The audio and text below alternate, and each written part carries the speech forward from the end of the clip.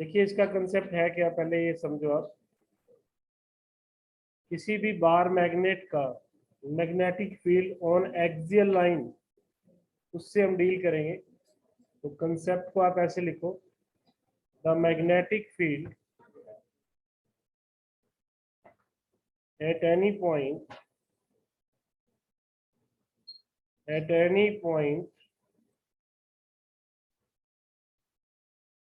on the axial line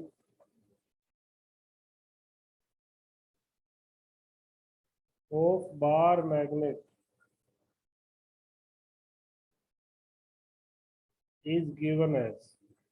formula मैंने आपको बताया हुआ है, फिर से बता देता हूँ। ये बार मैग्नेट है,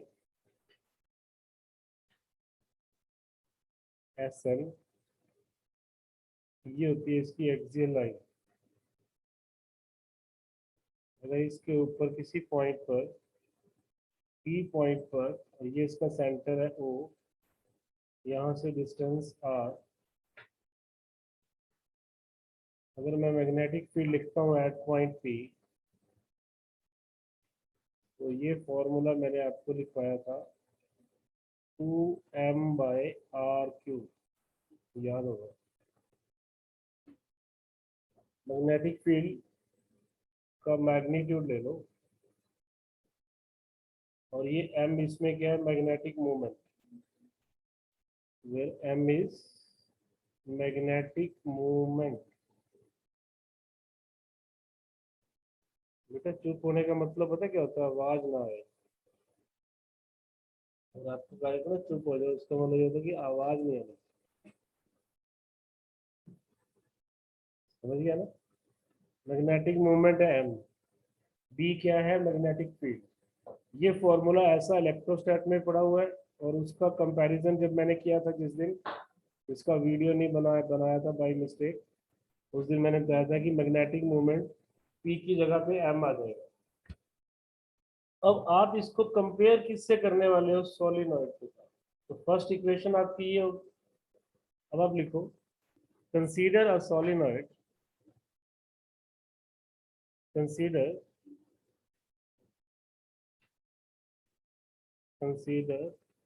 a current carrying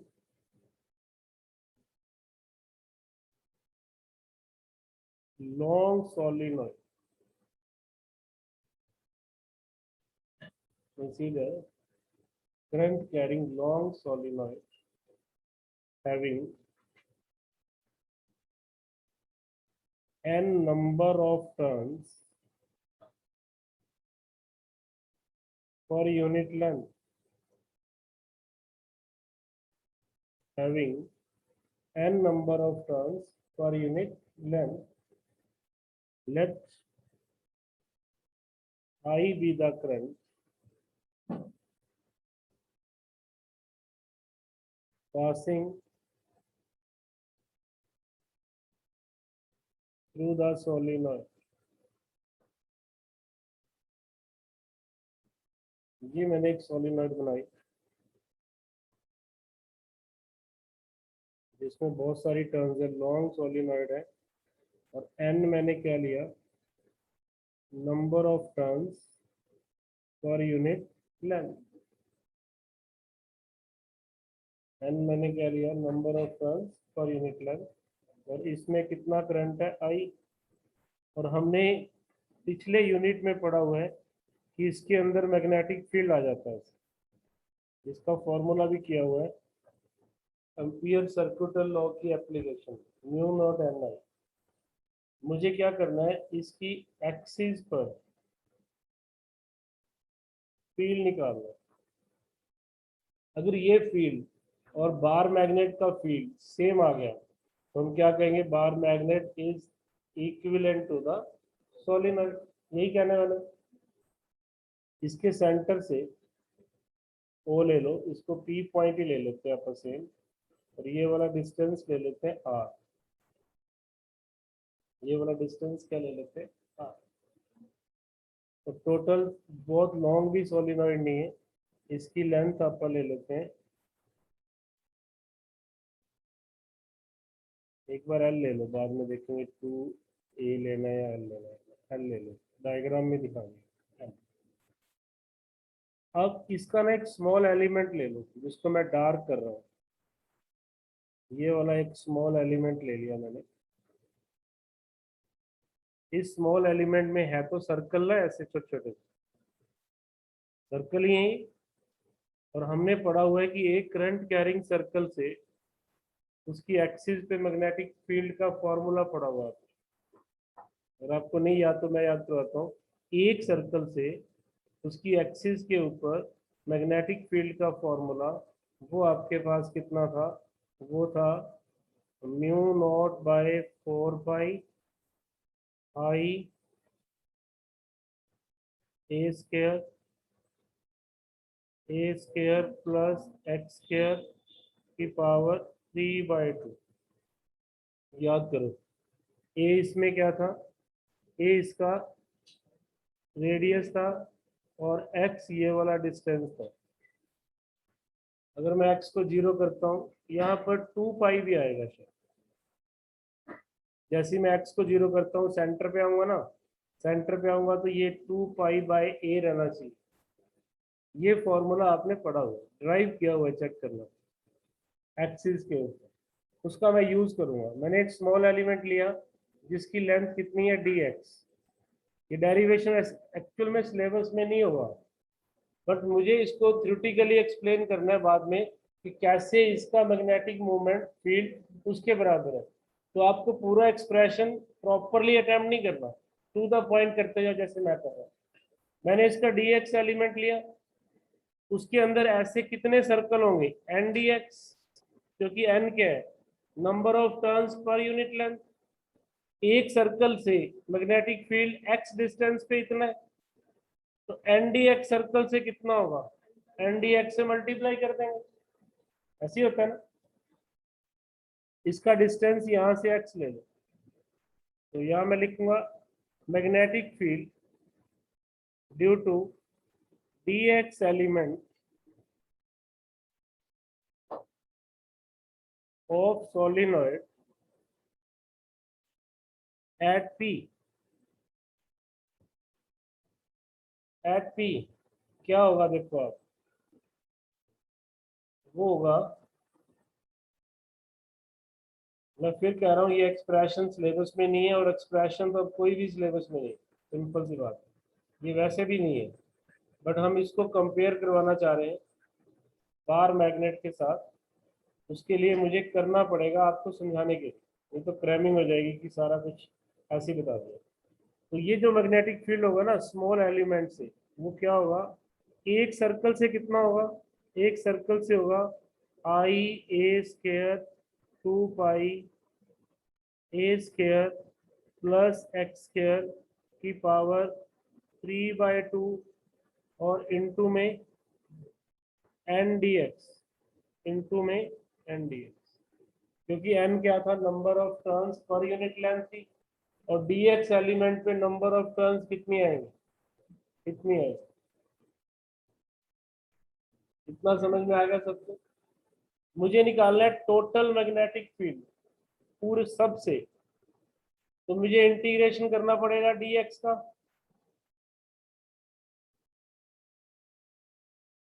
x के साथ, x भी तो वेरिएबल है ना। अगर मैं यहाँ से यहाँ जाऊंगा तो मेरे को इंटीग्रेशन करना पड़ेगा b is equal to mu naught 4 पाई।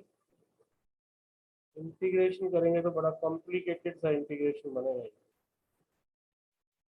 जो बच्चे मैथ्स वाले हैं उनको मैथ्स में पढ़ लेंगे। ये इंटीग्रेशन आपको करना पड़ेगा यहाँ से लेके डिस्टेंस और यहाँ तक के बीच में। वो नहीं मैं करवाना चाह रहा था, मैं इंटीग्रेशन एक बार बुक में निकालना, अप्रोक्सीमेटली क्या होगा बुक वाले ने। लाइट ऑन करना पड़ेगा फर्स्ट। एक मिनट, मेरे को इधर से देख ले कोई भी रिजल्ट। रिजल्ट दिया होगा इसमें, हाँ वही मैं कह रहा हूँ। मैं भी रिजल्ट ही लिखवाऊंगा। अभी बंद कर देते 2 मिनट तक, ओए ओए मत करो।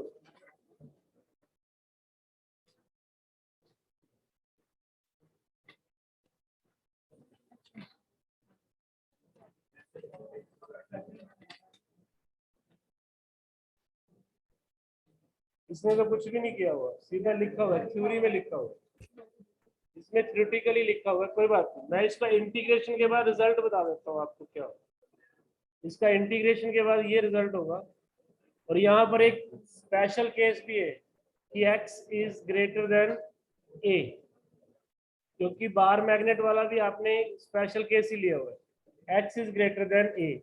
तो अगर x की वैल्यू a से बहुत बड़ी है तो डिनोमिनेटर में मैं क्या करूंगा, इसको a स्क्वायर को छोड़ दूंगा और इंटीग्रेशन करने के बाद मेरे पास क्या बनेगा वो लिख लो आप, mu naught 4 pi N I A square,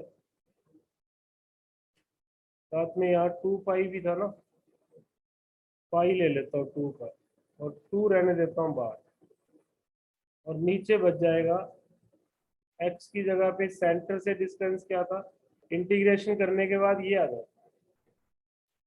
after integration, जो कि आप x को a टेंजेंट थीटा पुट करते हो, बहुत लंबा इंटीग्रेशन है, मेडिकल वाले तो करे ही ना, और वैसे भी ये एक्सप्रेशन नहीं है, तो आप आफ्टर इंटीग्रेशन यहाँ पहुंच जाओ, इस रिजल्ट पे पहुंच जाओ।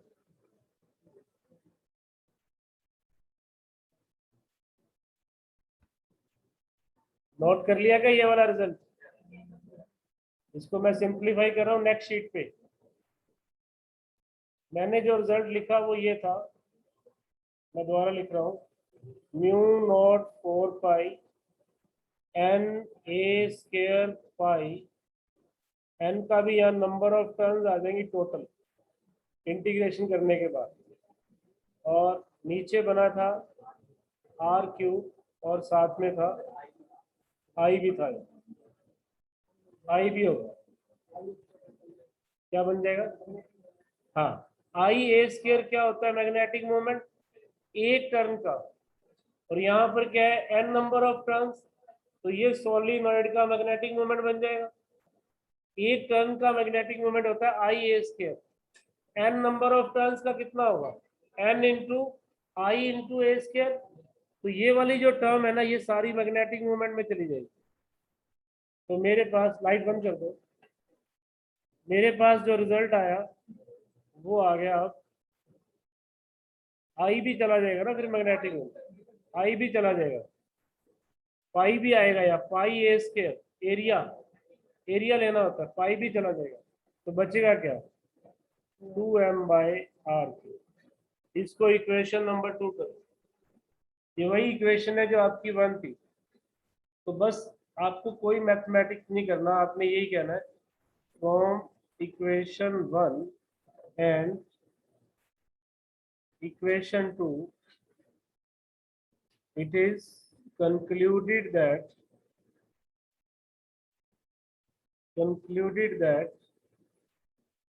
bar magnet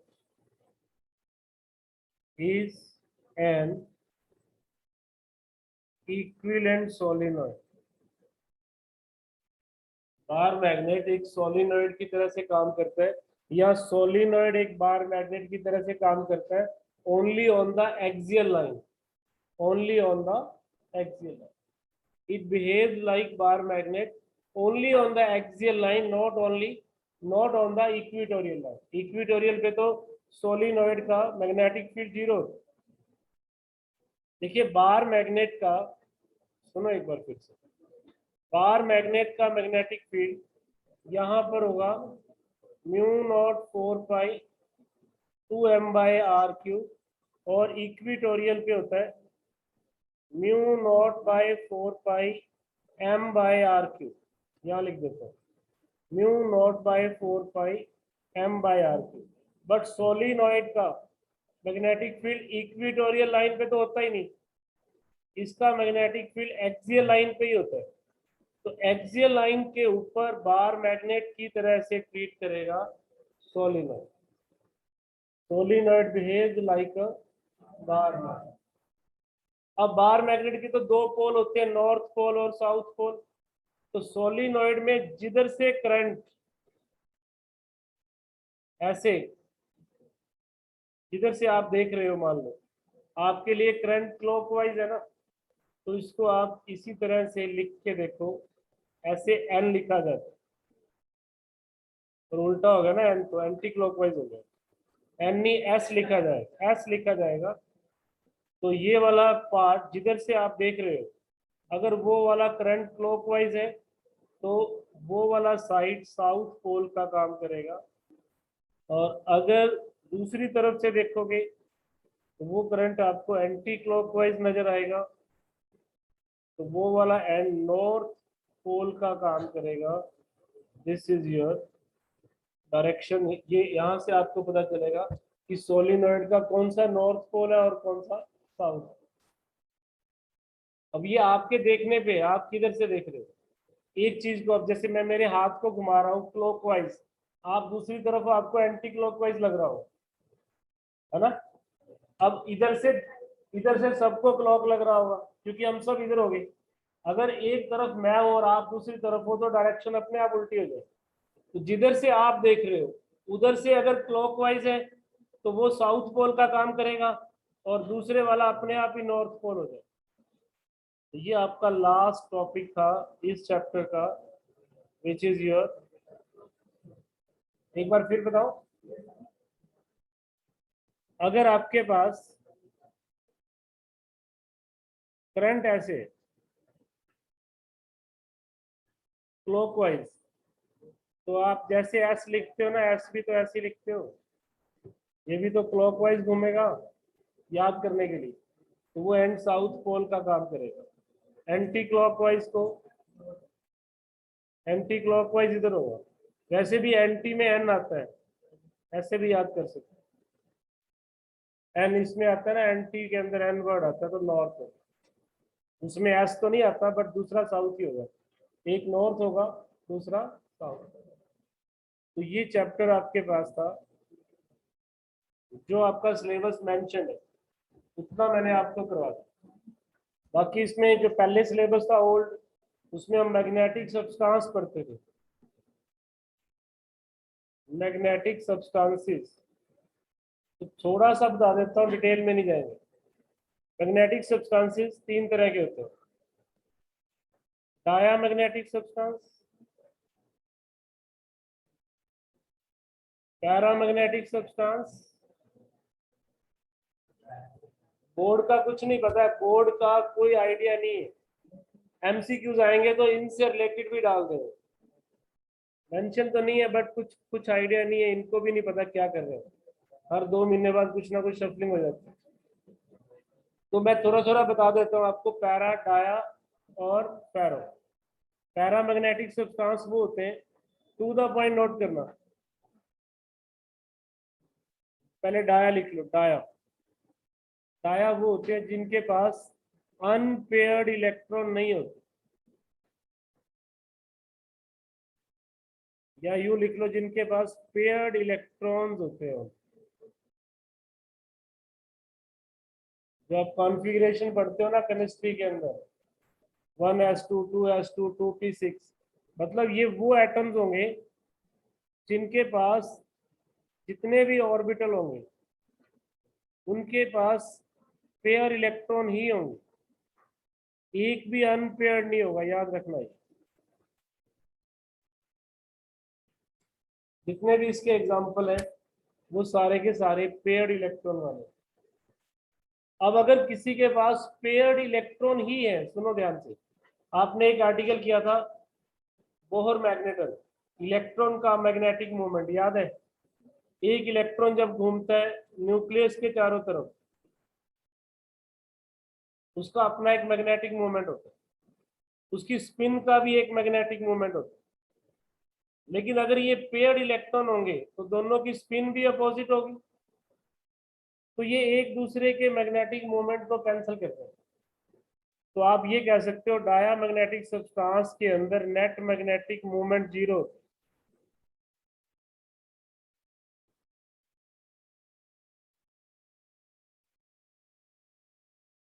net magnetic moment zero.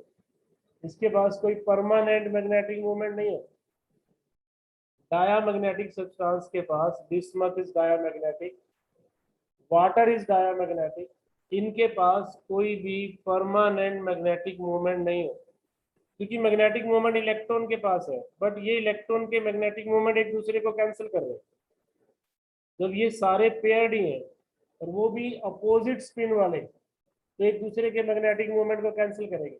मान लो इस ऑर्बिटल की बात करता हूँ, इसका एक इलेक्ट्रॉन का मैग्नेटिक मोमेंट ऊपर है, दूसरे इलेक्ट्रॉन का मैग्नेटिक मोमेंट नीचे है, तो नेट में मैग्नेटिक मोमेंट क्या होगा? Zero.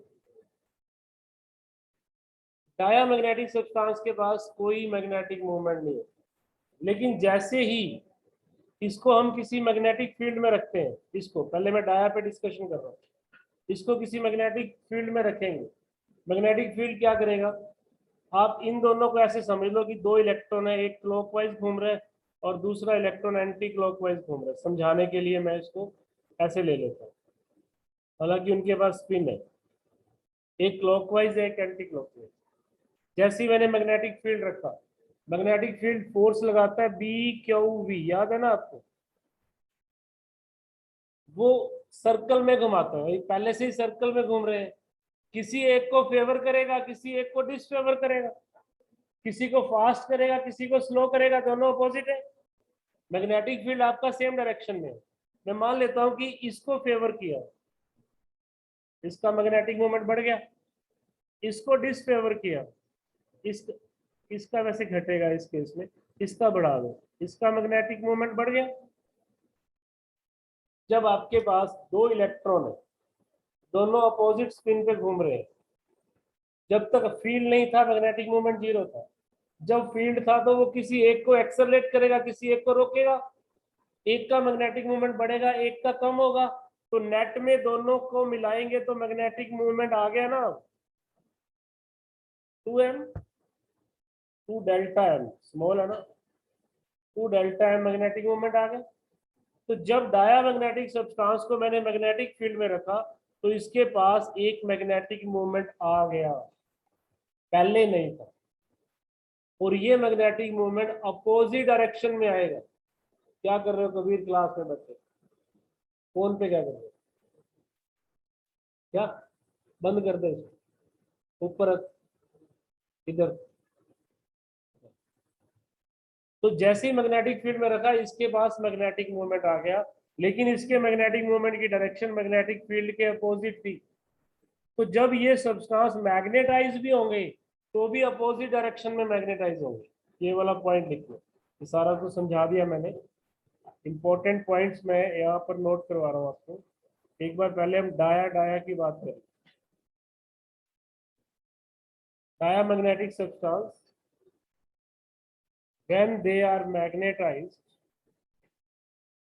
when they are placed in external magnetic field, they magnetize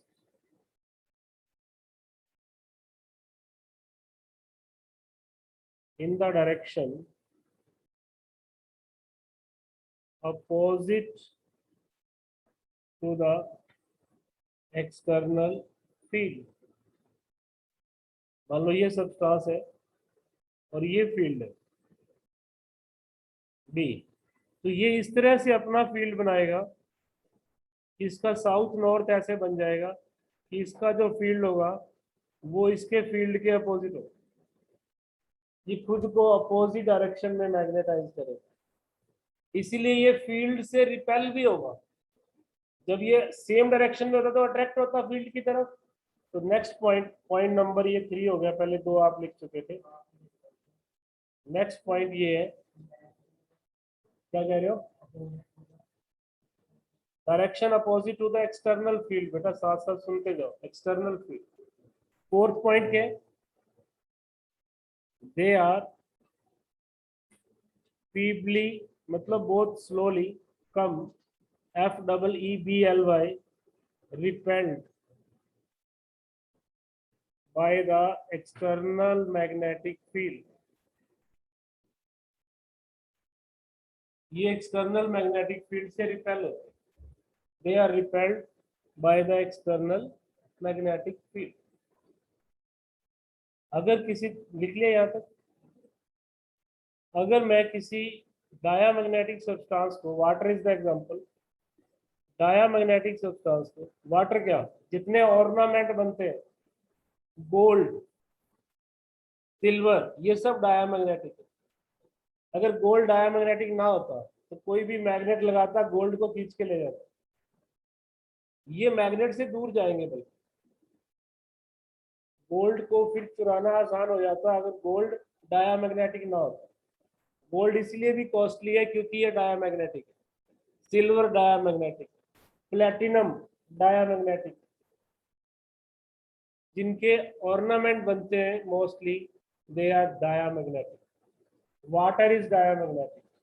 तो अगर मैं गोल्ड का एक पीस ले लूं डायामैग्नेटिक का और इसको एक्सटर्नल मैग्नेटिक फील्ड में रखूं, इसको एक्सटर्नल मैग्नेटिक फील्ड में रखूं, तो मैग्नेटिक फील्ड लाइंस की टेंडेंसी ये होगी कि इसमें से ना ही पास हो, ये रिपेल होगा ना। जो मैग्नेटिक लाइन यहाँ से जा रही थी वो अपनी डायरेक्शन को बदल के कोशिश करेंगी कि इसमें से ना पास, रीजन इट रिपेल, ये मैग्नेटिक फील्ड से रिपेल होता है, तो मैग्नेटिक फील्ड को अपने में से प्रेफर नहीं करता। तो पॉइंट लिख सकते हो, they do not prefer to pass magnetic field, अपने में से मैग्नेटिक फील्ड को ये पास करना प्रेफर नहीं करता। अगर कोई मैग्नेटिक लाइन चली भी जाती है तो कम से कम लाइंस पास होंगी, जो इतनी डेविएट नहीं हो पाई, तो कम से कम लाइंस पास होंगी, जितनी रिपेल हो सकती हैं वो रिपेल हो जाएंगी, इसमें से पास नहीं हो।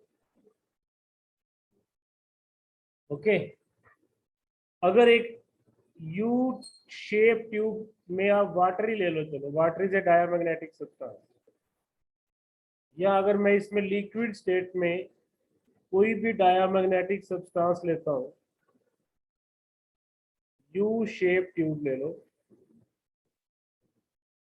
और एक साइड को मैग्नेटिक फील्ड में रखो, एक साइड, तो क्योंकि मैग्नेटिक फील्ड नॉर्थ से साउथ जाएगा और ये रिपेल होगा तो इसका जो लेवल है ना इस एंड पे डिप्रेस हो जाएगा, दूसरी तरफ तो अपने आप ही ऊपर जाएगा क्योंकि पानी को तो जाना ही है कहीं ना कहीं।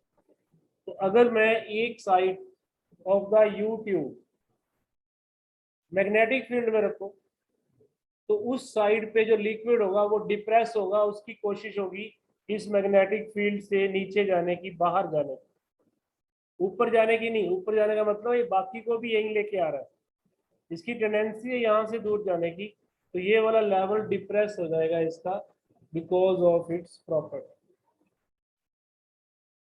अगला पॉइंट आप ये समझ सकते हो कि अगर इस तरह की शेप का आपके पास बार मैग्नेट हो, ये वाला बार मैग्नेट हो, मैग्नेट नहीं बार शेप का डायामैग्नेटिक सब्सटेंस हो, इसको अगर आप मैग्नेटिक फील्ड में रखते हो तो इसकी कोशिश क्या होगी कि इसका जो लॉन्गर एक्सिस है ना वहां से फील्ड पास ना हो, शॉर्टर एक्सिस में से पास हो, ये अपने आप को ऐसे अलाइन कर लेगा एकदम से कि मैक्सिमम जगह से फील्ड पास ना हो, मिनिमम जगह से field pass, it always pass through the shorter axis, तो अपने आप ये 90 डिग्री पे घूम जाए।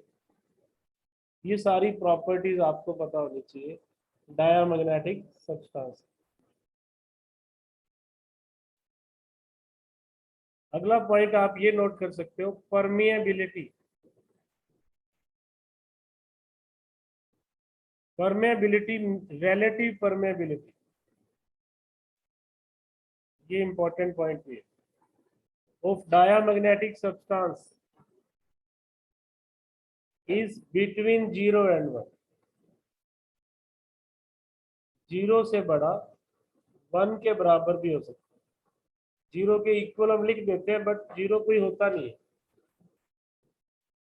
रिलेटिव परमेबिलिटी बहुत ज्यादा कम होती है, लो, रिलेटिव परमेबिलिटी इज लो। और एक टर्म और आएगी ससेप्टेबिलिटी,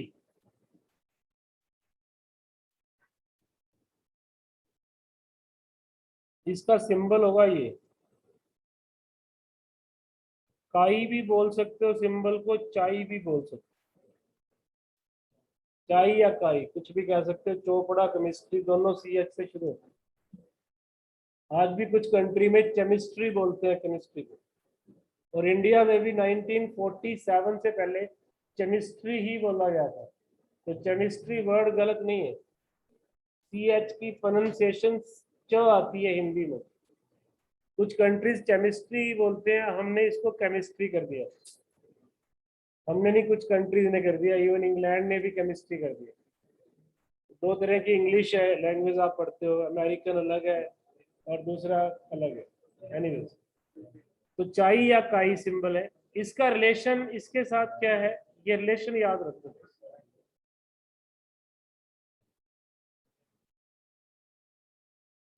ससेप्टेबिलिटी होता है how easily a substance can be magnetize. एक सब्सटेंस को आप कितना आसानी से मैग्नेटाइज करते हो, वो उसकी ससेप्टेबिलिटी। फॉर एग्जांपल, जैसे मैं लेक्चर दे रहा हूँ आपका क्लास में, कुछ पढ़ा रहा हूँ, कुछ बच्चे समझ रहे हैं, कुछ को समझ नहीं आ रहा, कुछ को समझाने पे भी समझ नहीं आता, तो इनकी ससेप्टेबिलिटी लो होती है। जिनको एकदम से समझ में आ जाता है या ठीक ठाक समझ में आ जाता है, उनकी ससेप्टेबिलिटी हाई होती है। डायामैग्नेटिक सब्सटेंस की ससेप्टेबिलिटी नेगेटिव होती है। यार देखो, अगर आप म्यू आर की वैल्यू पुट करो 0 और 1 के बीच में, तो इसकी वैल्यू लेस देन 0 होता है। नेगेटिव का मतलब ये उल्टी डायरेक्शन में समझता है, ये मैग्नेटाइज ही अपोजिट डायरेक्शन में होता है। इसको जो समझाते हैं ये उसका रिवर्स समझता है।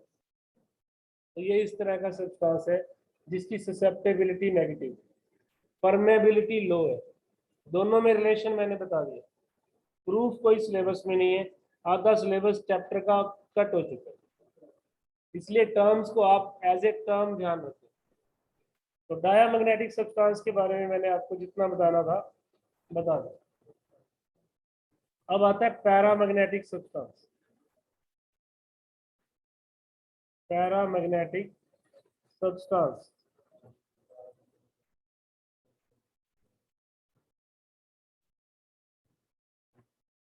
बिल्कुल इसका रिवर्स चलेंगे सारे पॉइंट। इसमें अनपेयर्ड इलेक्ट्रॉन होते हैं, अनपेयर्ड इलेक्ट्रॉन, उसमें पेयर्ड थे। उसमें परमानेंट मैग्नेटिक मूवमेंट नहीं था, इनके पास परमानेंट मैग्नेटिक मूवमेंट होता है। परमानेंट मैग्नेटिक मूवमेंट होता है। क्या होता है बेटा? Permanent magnetic movement. तीसरा पॉइंट मैंने बताया था फीबली रिपेल्ड, ये अट्रैक्ट होते हैं, अट्रैक्टेड होते, अट्रैक्टेड भी होते हैं और सेम डायरेक्शन में मैग्नेटाइज भी होते हैं। सारे पॉइंट बिल्कुल रिवर्स करते जाओ। Magnetize in along the same direction of field, along the same direction of field। अगर पैरामैग्नेटिक सब्सटेंस को किसी मैग्नेटिक फील्ड में रखेंगे तो जो लाइन इसमें से पास भी नहीं हो रही थी वो भी प्रेफर करेगी कि इसी के अंदर से जाए, क्योंकि ये अट्रैक्ट करेगा। प्रेफर करेगा कि इसके अंदर से फील्ड पास हो। तो जो एग्जांपल लिया वही ले रहा हूँ। यू शेप ट्यूब में अगर मैं पैरामैग्नेटिक मटेरियल ले लूँ तो लेवल डिप्रेस नहीं होगा, सप्रेस होगा।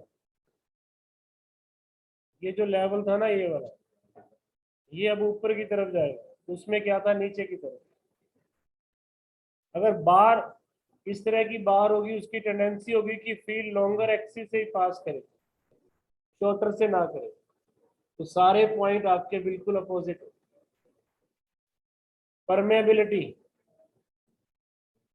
इसमें 0 और 1 के बीच में थी, इसमें ग्रेटर देन 1 बट लो। 1 से तो बड़ी होगी लेकिन 8-10 से ज्यादा नहीं होगी। ऐसा नहीं होगी परमेबिलिटी 1000 होगी, इसकी परमेबिलिटी लो होगी। ये मैग्नेट तो बनेगा बट स्ट्रॉन्ग मैग्नेट नहीं बनेगा, फीबली अट्रैक्टेड। जैसे डाया मैग्नेट मैग्नेट बनेगा ना, वैसे ये भी बनेगा बट वो अपोजिट डायरेक्शन में बनेगा, ये सेम डायरेक्शन में बनेगा। इसकी जो ससेप्टेबिलिटी है वो 0 से तो बड़ी होगी बट लो होगी। ससेप्टेबिलिटी 0 से बड़ी होगी बट लो, पॉजिटिव होगी। Susceptibility is positive. और कोई पॉइंट जो मैंने वहां डिस्कस किया, ये सारे पॉइंट आपके पैरा के होते। बुक के अंदर ये चैप्टर में चार्ट दिया होगा डाया पैरा का डिफरेंस, एक बार रीडिंग कर लेना। शायद कोई मल्टीपल चॉइस क्वेश्चन यहाँ से आ जाए, मैं शायद कह रहा हूँ।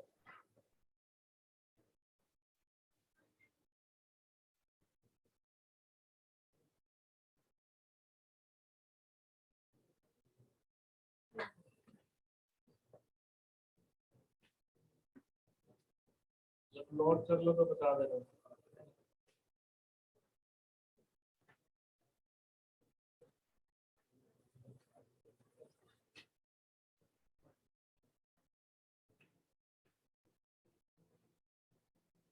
कर दोगे आप?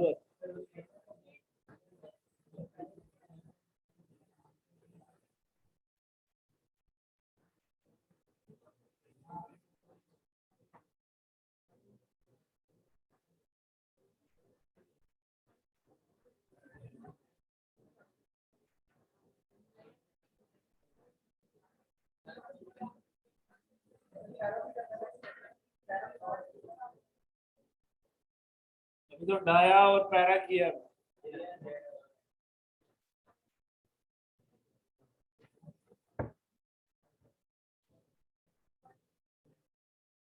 पैरों में हम कुछ ज्यादा नहीं करेंगे, जो पैरा की प्रॉपर्टीज है वो सारी पैरों में, बट उसका डिग्री ज्यादा है।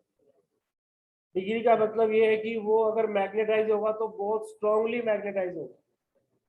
उसकी जो परमेबिलिटी है म्यू आर, ये अराउंड 1000 तक भी चली जाती है। ससेप्टेबिलिटी भी हाई। तो हर चीज वही है जो पैरा के पास है, लेकिन स्ट्रॉन्ग है।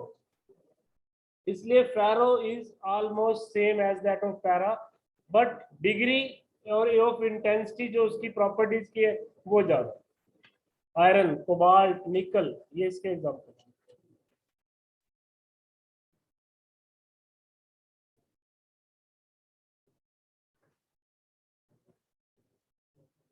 पैरा को फेरो नहीं बनाया जा सकता, लेकिन फेरो को अगर गर्म करें हम तो वो प्रॉपर्टी लूज करके पैरा बन सकता है।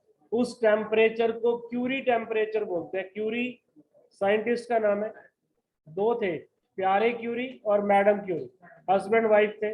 दोनों को नोबेल प्राइज मिला था 1912 में, एक को केमिस्ट्री से एक को फिजिक्स से। तो ये कौन सी क्यूरी थी मुझे नहीं ध्यान, बट क्यूरी टेम्परेचर एक ऐसा temperature, Curie temperature is the temperature at which ferromagnetic substance is converted into paramagnetic। इस टेम्परेचर की वैल्यू अलग अलग सब्सटेंस के लिए अलग अलग है। इस टेम्परेचर के बाद फेरो पैरा में बदल जाता है, बट पैरा कभी फेरो नहीं बन सकता। फेरो कैन बी कन्वर्टेड इनटू। ये एक्स्ट्रा इंफॉर्मेशन थी आज के लेक्चर में, जो सिलेबस के अंदर मेंशन नहीं है कुछ भी। 1 मिनट जाने के लिए नहीं कहा, टाइम हो गया। कल जो चैप्टर शुरू कर रहा हूं that is very very important, electromagnetic induction. इसको मिस मत करना, और ज्यादा नंबर का आएगा ही।